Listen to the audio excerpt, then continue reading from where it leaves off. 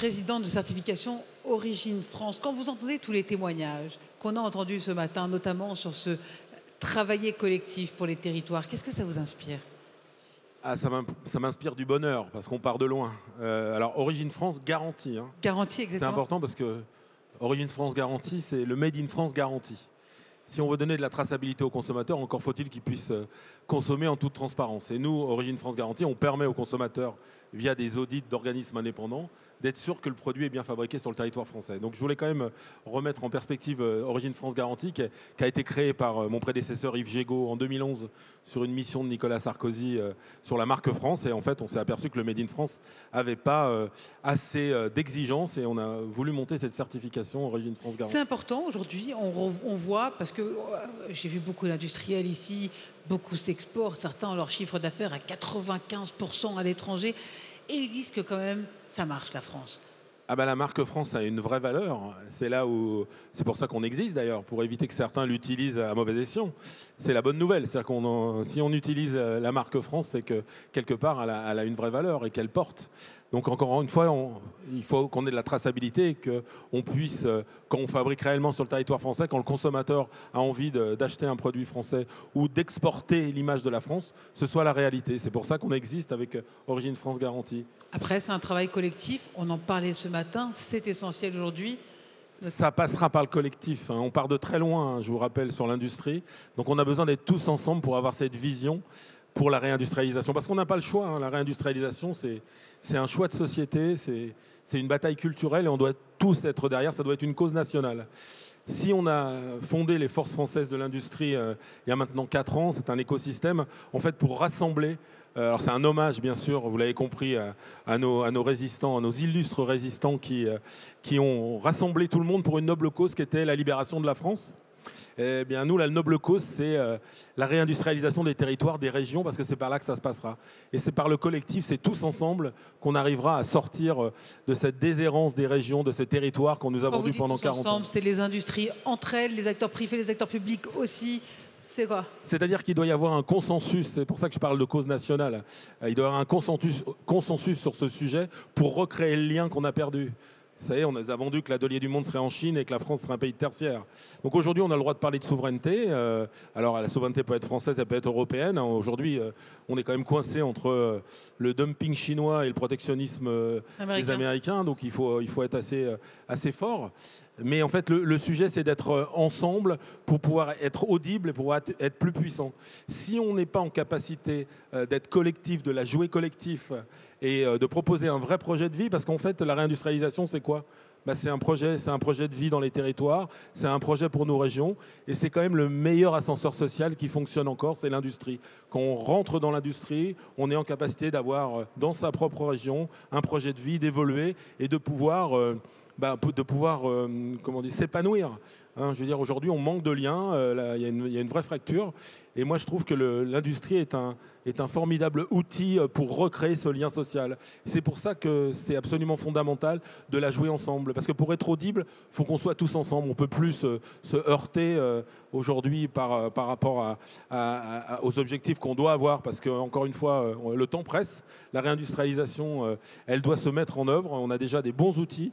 Et c'est pour ça que les collectivités, le public, les entrepreneurs, nous, avec les forces françaises de l'industrie, on essaie de faire comprendre aux grands groupes, par exemple, qu'ils doivent être solidaires des PME. Donc on a un projet qui s'appelle le PME Business Act, où on dit que les grands groupes doivent donner doivent jouer leur part. On doit tous donner sa part. Le consommateur... Oui, mais l'État aussi. Parce qu'un grand groupe qui s'installe en région, il a besoin de tout l'écosystème, des écoles, du foncier, des transports.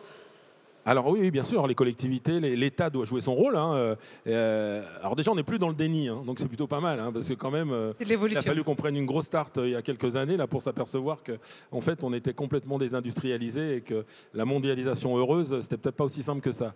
Donc l'État doit jouer son rôle, elle le joue. Enfin, on sent qu'il y a beaucoup de, il y a des outils aujourd'hui. On a parlé de France 2030 tout à l'heure avec Bruno Bonnel. C'est des outils qui sont assez intéressants et qui vont permettre d'accélérer cette réindustrialisation de nos régions et de redonner cette impulsion. Parce que si on n'est pas dans un récit que tout le monde doit porter, on n'y arrivera pas. Parce que, encore une fois, pour être audible, pour pouvoir être écouté, il faut adhérer. Et pour adhérer, il faut être ensemble, il faut être en commun. C'est pour ça que j'aime beaucoup cette image des FFI qu'on a repris. Parce que ça donne ce côté de rassemblement qu'on a pu avoir avec nos illustres aînés. On parle collectif, on parle dialogue, on parle force commune, on parle de France Garantie. On ne va pas vous laisser tout seul. J'invite sur la scène à me rejoindre Laurent Laporte, PDG fondateur de BrainCube, et Olivier Liancy, chargé d'une mission par le gouvernement sur l'avenir de nos politiques industrielles.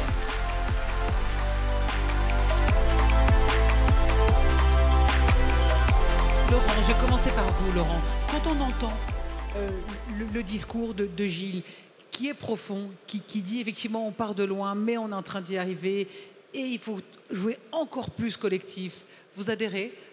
Vous dites, allez. Oui, j'écoute ce discours et j'y repense. Parce que BrainCube, on rappelle, excusez-moi, rapidement, BrainCube, on rappelle ce que c'est une belle entreprise. Merci. BrainCube, c'est un pionnier de la transformation digitale. On a démarré en 2008, on est installé en Auvergne, on est 240 personnes et on est les gens qui avons amené cette idée qu'on pouvait exploiter les informations générées par les sites de production pour gagner en productivité, refaire du profit dans les usines. Et en compétitivité aussi. Énormément, voilà. Donc quand on entend maintenant Gilles, vous jouez collectif? Alors on joue collectif et quand j'écoutais Gilles, je repensais à ce petit gars auvergnat qui est né dans les années 70. C'était quoi l'Auvergne à cette époque-là? C'était très industriel, Michelin, 36 000 emplois. Tout tournait grâce à l'industrie, tout était financé par l'industrie. Et naturellement, à 17 ans, quand j'ai parlé à mon père qui travaillait chez Michelin, qu'est-ce que je pourrais faire? Il m'a dit, t'aimes bien les sports d'équipe, t'aimes bien la technique. Tous mes boss sont des arts et métiers. Fais les arts et métiers, tu vas faire une carrière. Il m'a lancé. Je suis parti, diplômé. J'ai intégré l'industrie dans les années 90. C'était plus des arts et métiers qui étaient les chefs, c'était des financiers. Ah. Et on faisait du Excel. Et je passais mon temps à me battre pour pas délocaliser des lignes de production. D'accord. Puis je suis parti travailler à l'étranger, en Italie, aux États-Unis. Et parce que vous êtes senti bien seul. J'ai vu des choses différentes. Oui. On a sauvé des usines, on a fermé des usines, on a vendu des usines. Et j'ai créé en 2008 BrainCube. On a fait 1 million d'euros de chiffre d'affaires la première année. Donc vous revenez en France? Je reviens en France, je crée ça à Issoire. D'accord. On fait 1 million d'euros de chiffre d'affaires, 80% à l'étranger. Dès la première année, on est en Australie, on est au Brésil, on est en Suisse, on est aux États-Unis, on est en Belgique, on est en Hollande, et vous en êtes Allemagne. D'origine France Garantie. Et on est malheureusement peu en France, 2 sites français sur la première année seulement. Et là, on se pose des questions, on se dit, mais qu'est-ce qui se passe? Et en fait, c'est la prise de conscience de ce qui se passait en France à ce moment-là. Et donc, on s'est dit, est-ce qu'on est pour l'industrie française? Oui, énormément. Mais en fait, on est pour l'industrie locale. Moi, je pense que l'industrie doit être localisée, seulement localisée. Il faut renforcer l'industrie espagnole, il faut renforcer l'industrie française, il faut renforcer l'industrie allemande pour l'Allemagne, et non pas l'aider à s'exporter partout. Et en fait, on a travaillé là-dessus beaucoup, et je pense aujourd'hui qu'il y a un élan, il y a une prise de conscience. Cette prise de conscience, nous, on a toujours su que l'industrie était importante, donc on a la chance d'être un peu plus entendus. Ça génère des idées, ça génère des envies, on veut de l'action. Pour l'instant, cet élan, c'est des déclarations. Moi, je pense qu'il y a des choses exceptionnelles, des décisions qu'on peut prendre aujourd'hui. Vous ne le voyez pas sur le terrain? Pardon, mais vous ne le voyez pas, cet élan sur le terrain? Non, on voit les industriels qui ont envie, mais les conditions économiques, on peut évoluer. Première chose, on essaye de le faire. Et puis deuxièmement, on a une difficulté. L'Auvergne, c'est le modèle. On parle toujours des landeurs allemands. En fait, l'Auvergne, c'est 22% des emplois dans l'industrie. Oui. L'Auvergne-Rhône-Alpes, c'est 20%. Et en fait, c'est un modèle. Et qu'est-ce qui marche dans ce modèle? Il y a une entreprise du CAC 40 qui a son corporate en région. Il y a un constructeur d'avions en Auvergne, Issoire Aviation. Il y a le centre mondial de Valeo Essuie-Glace. Ah, c'est vrai. Aujourd'hui, il n'y a pas une fusée Falcon qui vole sans l'aluminium qui est fait dans les usines de Constellium à Issoire. Issoire, c'est 39% des emplois dans l'industrie. Ambert, c'est 45%. C'est des villes qui sont à 5% de chômage, où il n'y a plus de police depuis 2005, il n'y a pas d'insécurité et où il n'y a pas d'employés. D'accord. Donc qu'est-ce qu'il faut faire? Il faut transformer ça, il faut transformer la France, il faut prendre des décisions. Moi j'en ai une par exemple pour vous. Donc s'inspirer du local. Le local, comment on provoque le local? On peut l'imposer? Ce qu'on ne veut pas faire, c'est une décision politique à 0 €. vous imposez que les corporates des sociétés d'une certaine taille soient localisées dans le département de, de la plus grande usine. Et vous remettez les industriels en territoire. Et après, vous favorisez l'arrivée. Je ne sais pas, par exemple, aujourd'hui, un opérateur dans une usine gagne 120% du SMIC en moyenne. On n'a qu'à instaurer un SMIC industrie. En fait, on va dire à tout le monde qu'on paye plus cher dans l'industrie. C'est déjà le cas, ça ne coûtera rien. Mais les gens vont y aller pour ça. Et il y a plein de mesures comme ça qui viennent du terrain. Donc on va s'organiser pour les synthétiser, les faire progresser et les transmettre à des gens qui travaillent sur ces projets-là. Je garde votre mesure en tant que patron. Comment on réagit, Gilles, Olivier, quand on voit ce genre de proposition, quand on entend ce genre de proposition? Olivier.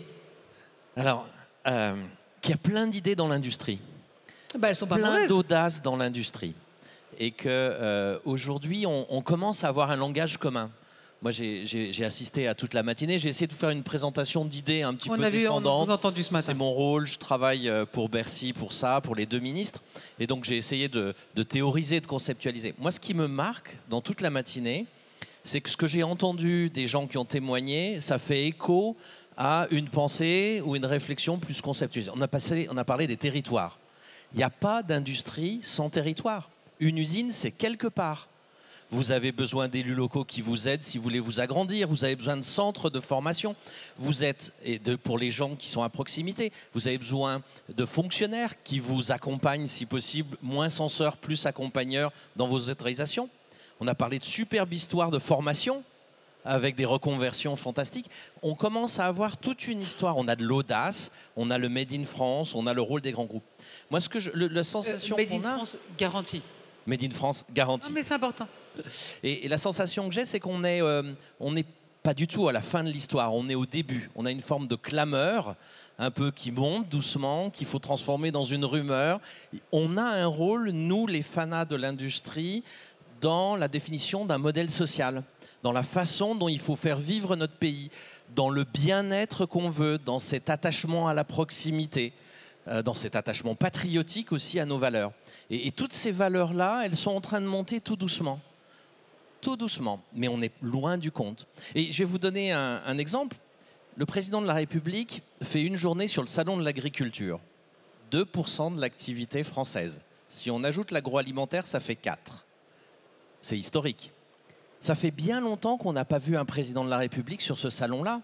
L'industrie, c'est 10% de l'activité. Et si on l'élargit au service à l'industrie, c'est 20% de l'activité. Nous avons un propos à porter sur notre modèle de société. Il faut qu'on l'assume. Si Gilles parle de résistance, c'est que les industriels ont résisté à 40 ans de désindustrialisation. Maintenant, il faut qu'ils s'émancipent. C'est ton idée. Ça bouscule un petit peu le siège des ETI, le siège des 440 dans les départements où ils ont leurs plus grosses usines. Eh bien, bousculons un petit peu parce qu'aujourd'hui, la société, encore une fois, trop fragmentée, trop de tensions. Et donc, on a quelque chose à proposer. Oui, mais alors justement, je reviens là-dessus. Peut-être, Gilles, pouvez-vous commenter toujours la proposition de Laurent.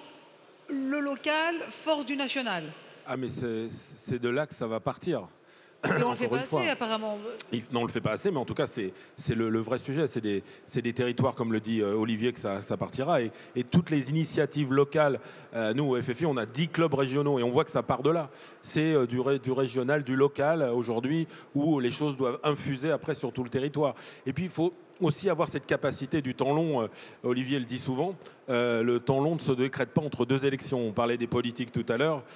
Si on est encore sur cette vision de ne pas être en capacité d'avoir cette vision sur le temps long, on ne pourra jamais mettre en place des sujets comme Laurent le faisait remarquer. Donc il faut aussi qu'il y ait cette prise de conscience qu'on part de loin, qu'on a eu 40 ans de désindustrialisation et que maintenant, il faut qu'on se mette tous en marche avec cette vision, encore une fois, du temps long pour que à la fois les consommateurs ont leur part à jouer, les industriels ont leur part à jouer, vous parlez de et temps le long local. Pour le consommateur, ça ne lui parle pas, le temps long. Non, mais par contre, la compétitivité, ça lui parle. Fermer des entreprises, ça lui parle.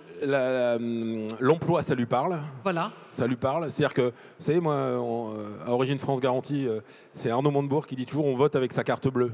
Donc le consommateur, il faut aussi qu'il ait sa prise de conscience. Quand on fait un acte d'achat, eh ben derrière, c'est un acte citoyen. Il y a de l'emploi, il y a des choses... Enfin, je pense qu'il y a beaucoup de pédagogie à faire. On se rend plus compte. On consomme, on achète, on ne sait pas comment c'est fabriqué, par qui c'est fabriqué, dans quelles conditions. C'est pour ça que aussi, pour porter le message, il y a un vrai sujet que j'appelle, moi, toujours par provocation, la convergence des luttes. Ici, c'est drôle de le dire. Mais entre l'écologie et le social, c'est un vrai sujet pour le consommateur et pour les entrepreneurs. Les entrepreneurs ont cette conscience écologique. On parle de décarbonation de l'industrie. Le vrai sujet, on ne va pas refaire l'industrie, comme dit Olivier très justement, des 30 Glorieuses. Le sujet de la décarbonation, il est essentiel. Mais du coup, on peut faire comprendre que le produire en France, c'est aussi bon pour l'écologie. C'est vertueux. Et donc tout ça, ça parle aux consommateurs. Il y a quand même cette conscience écologique qui est en jeu, en plus du social et des emplois qui sont derrière tout ça. Et puis l'écologie, c'est aussi vecteur de croissance et de compétitivité maintenant. Je vous écoute, Laurent. Oui, Gilles parle d'effectivement de favoriser en fait. Et avant de taxer, tu as parlé de taxes ce matin en disant est-ce qu'on peut taxer ce qui viendrait de l'extérieur, c'est compliqué. Une idée simple encore, le kilomètre de ce qu'il y a dans ce que vous achetez. Si vous achetez des jeans de notre ami qui vient de passer sur scène, c'est des jeans qui vont avoir probablement une étiquette avec 300 km à la ronde. C'est-à-dire il y a 300 km de produits seulement, tout cumulé. Dans un iPhone, vous en avez peut-être 1 million de kilomètres, je ne sais pas. D'accord. Et en fait, ça, c'est une information qu'on peut donner aux gens. Parce que moi, j'achète des œufs à 2 km. J'achète du pain à 1 km. Vous pensez que sur chaque emballage, il devrait y avoir le kilométrage, c'est ça? Parce qu'aujourd'hui, on fait tous l'effort d'essayer de travailler en grappe. Et plus on fera l'effort de travailler en grappe, plus on se rapproche en fait, les uns les autres, plus cette industrie va se relocaliser, va se renforcer. On va autour des grands donneurs d'ordre, il faut qu'il y ait les randeux. Les randeux, ils ne peuvent pas être en Thaïlande ou je ne sais pas où, en Chine, ça n'a aucun intérêt. Et donc eux aussi, ils vont être embêtés. Parce que quand vous allez acheter une voiture chinoise, électrique, moins chère, qui a déjà en elle des milliers, des centaines de milliers de kilomètres versus une voiture Peugeot ou Renault, où ils auront fait l'effort de fabriquer en local. En fait, ce qu'il faut savoir, c'est que derrière ces kilomètres, il va y avoir un choix, la carte bleue, il va y avoir aussi le modèle social. Est-ce qu'on préfère acheter, nous, un petit peu moins cher un produit et payer des charges sociales qui grèvent à toutes les entreprises pour payer du social? Enfin, ça ne marche pas. C'est pas ça. C'est pas ça. Il y a aussi des grandes entreprises françaises de voitures qui sont en train d'ouvrir pour faire leur SUV en Turquie, notamment, parce que la main-d'œuvre... Qui le vendent en Turquie, ça me va très bien. D'accord. Mais attends, moi, j'essaie de comprendre au niveau de la communication, de ce que vous dites. C'est-à-dire qu'il faudrait avoir, par exemple, une branche du stade de la certification origine France Garantie, qui aurait une branche origine France Garantie locale. Non, j'irai pas jusque-là. Non, ce qui est important, en fait, c'est de dire que l'achat local, l'environnement. Mais comment on agit sur la société, alors? On agit sur la société en expliquant tout ce que ça peut apporter. Tout le monde a à gagner à la réindustrialisation. C'est comme ça qu'on va agir sur la société. Expliquer que vos enfants, vos petits-enfants, ils vont pouvoir avoir du travail, que le modèle social va être... on va maintenir notre modèle social qui nous a quand même bien aidés pendant des périodes difficiles. C'est par la production et par la réindustrialisation. C'est ça la pédagogie qu'il faut avoir. C'est pour ça que moi j'aime beaucoup le discours d'Olivier sur le récit. Il faut embarquer tout le monde sur ce récit pour faire comprendre que c'est très important que derrière son acte d'achat, mais même une entreprise, elle a tout à gagner aujourd'hui, une grande entreprise, à réfléchir à son modèle, à savoir que dans son territoire, elle a un rôle à jouer. Et ça, c'est important aussi pour l'image. On voit bien, les grandes entreprises sont très attentives à leur image. C'est important. Et moi, tous les leviers pour réindustrialiser et pour porter les régions et les territoires sont importants pour moi. Et comment on fait pour le faire savoir, Olivier? Il y a le savoir-faire, mais il y a le faire savoir. Il y a le faire savoir. On a passé 40 ans à essayer d'invisibiliser, j'ai réussi à le dire, l'industrie. D'abord, on a envoyé nos usines vachement loin. Et surtout, on n'a pas donné la parole dans leur rôle qu'ils avaient aux chefs d'entreprise industrielle. On leur donnait la parole seulement quand ils fermaient une usine, parce qu'économiquement, ils n'arrivaient plus à vivre. Bon. Et donc, à partir de maintenant, encore une fois, l'industrie, c'est du vivre ensemble, entre différents niveaux de formation, dans un territoire, avec du public, avec du privé, avec des jeunes. Ça, c'est des valeurs fondamentales, d'ailleurs, qui ont fait notre pacte social. Aujourd'hui, le contrat social que nous avons, il est né dans des luttes sociales qui ont eu lieu dans des industries, dans des usines. Donc, c'est notre passé. Et toutes ces valeurs-là, elles reviennent aujourd'hui. Donc, il faut qu'on leur redonne cette visibilité. Tout à l'heure, Thomas a témoigné. Moi, quand je passe dans les territoires, je trouve des chefs d'entreprise fantastiques, innovants, qui réinventent leur modèle, qu'ils prennent la parole, qu'ils assument leur rôle d'être quelque part des politiques eux aussi, qui ont un message à porter sur la façon dont on a envie de développer cette économie et ces territoires. Il faut que les industriels prennent la parole. Ils ont un message à porter. On nous a bâillonnés pendant 40 ans en disant vous êtes has-been, vous êtes sale, vous avez qu'à déménager en Chine. Non, on n'est pas has-been. On apporte du patriotisme, de la souveraineté, on apporte de l'inclusion. Ce que vous leur dites aux patrons, c'est prenez la parole. Prenez la parole. Alors, n'essayez pas de faire des discours, des grands discours théoriques, mais parlez de votre vécu. Parce que c'est ça qui va attirer les gens vers vous. Parlez de votre expérience, de votre passion. De la façon dont vous verdissez. Exactement. Et à ce moment-là, on verra, notamment on parlait des jeunes qui ne sont pas forcément attirés par l'industrie. Quand vous voyez un Thomas parler, mais il y en a plein d'autres, dans ces cas-là, je crois que ça crée une vraie aspiration pour ces métiers-là.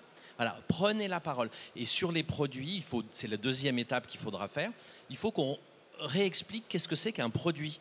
Comment elle est faite votre basket ? Comment il est fait votre iPhone ? Vous avez des choses entre les mains qui sont des boîtes noires. Le kilométrage, c'est pas mal. Mettre un kilométrage, c'est une façon de le faire. Mais redonner de la visibilité aux objets qu'on utilise et qui font notre confort de tous les jours. On est branché sur nos applications numériques et on fait un grand truc du numérique. Mais enlevez tous les objets manufacturés que vous avez autour de vous. Il n'y a plus de confort au quotidien. Voilà, donc il faut redonner cette place et à l'industrie et aux produits manufacturés. Merci Olivier. Laurent ? Moi je pense que des choses fondamentales comme se défendre, se nourrir, se soigner, s'éduquer, la mobilité, probablement la communication si ce n'est pas dans la défense, c'est des choses qui nous concernent tous au quotidien. Il faut les prendre en main. La souveraineté, c'est ces domaines-là.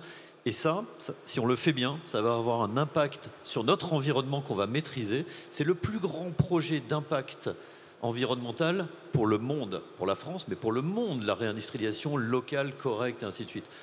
On a des élégances en France. On a un peu des élégances. On se demande s'il est... Mais à côté, ça galope. Ils détruisent la planète, gaz de schiste, ainsi de suite. Moi, je pense qu'il faut viser quelque chose de très fort, aller vite, quitte à utiliser un petit peu les méthodes autour de nous. Il y a des subventions indécentes dans certains pays, il y a du dumping, il y a parfois un petit peu de destruction, juste pour pouvoir être sur la trajectoire, ne plus être oublié dans la carte de l'industrie et pouvoir donner des leçons au moment où on aura fait une démonstration. Vous le faites, vous la faites cette démonstration au local, vous vous mobilisez avec les autres patrons, avec les collectivités. Évidemment, nous on a créé notre boîte à Issoire, on n'a pas été la créer à Clermont-Ferrand, d'accord, c'est 14 000 habitants.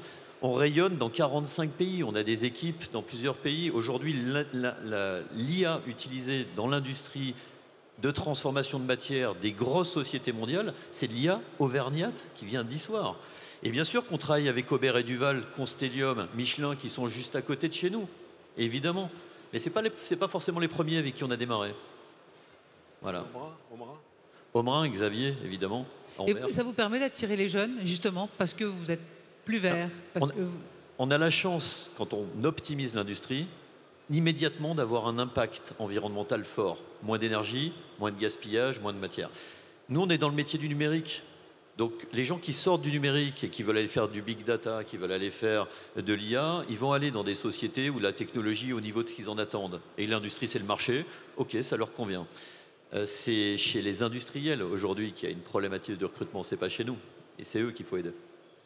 Il faut que nos patrons, ils envahissent les plateaux télé. Hier, Nicolas Dufour disait qu'au lieu d'un top chef, il faudrait un top fab. Il faut les voir plus, il faut les faire parler. Il faut les voir plus, il faut les faire parler, puis il faut de l'incarnation.